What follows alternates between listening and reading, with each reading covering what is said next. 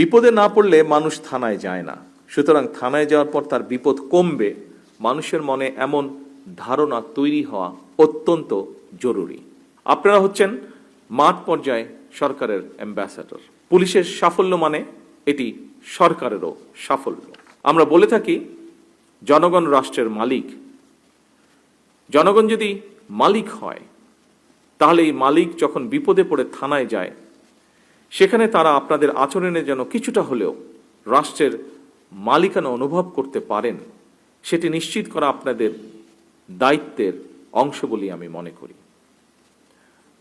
আপনাদের আমাদের সকলের মনে রাখা দরকার, আইনি সহায়তা পেতে সাধারণ মানুষ প্রথমেই থানায় আসেন, পুলিশের সহায়তা চান। বিপদে না পড়লে মানুষ থানায় যায় না, সুতরাং থানায় যাওয়ার পর তার বিপদ কমবে, মানুষের মনে এমন ধারণা তৈরি হওয়া অত্যন্ত জরুরি। আপনারা অবশ্যই যে কোনো বিষয়ে আইনগত পদক্ষেপ নেবেন, তবে সেখানে যদি মানবিকতার ছোঁয়া থাকে, তাহলে আপনাদের কারণে সরকারের সাফল্যগুলো জনমনে ইতিবাচক প্রভাব ফেলবে।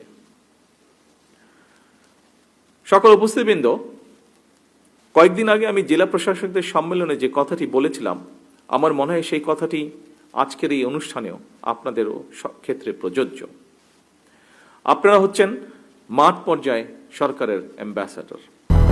200-র বেশি সার্ভিস ও ফিচারে লেনদেনের সব বিকাশ অ্যাপে সম্ভব। আপনাদের দক্ষ এবং তাৎক্ষণিক কৌশলী সিদ্ধান্ত যে কোনো পরিস্থিতি নিয়ন্ত্রণে খুবই গুরুত্বপূর্ণ ভূমিকা রাখে এবং রাখতে পারে।